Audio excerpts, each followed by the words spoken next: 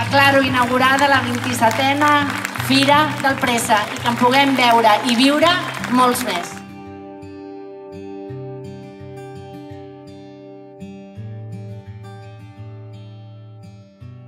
M'agrada molt poder veure que a través de les propostes que feu al voltant del préssec és només una excusa per explicar-nos, per saber qui som, per saber com treballem, per saber les dificultats que els pagesos es troben per tirar endavant els seus productes i com tots, com a societat, n'hem de ser conscients, hem d'apreciar aquests valors de la terra, aquesta cultura de l'esforç i després hem de recompensar-ho consumint aquests productes de quilòmetre zero per poder tenir l'oportunitat de créixer com a país i que tothom pugui guanyar-se la vida fent la feina que fa.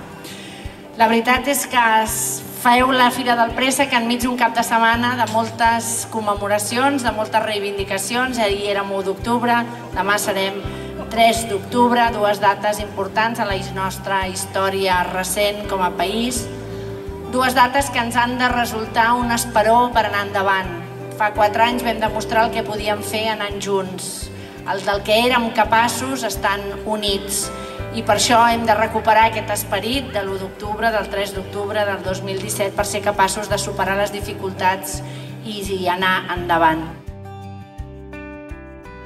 Us diré que em sento catalana senzillament com un albercoc se sent albercoc i no préssec.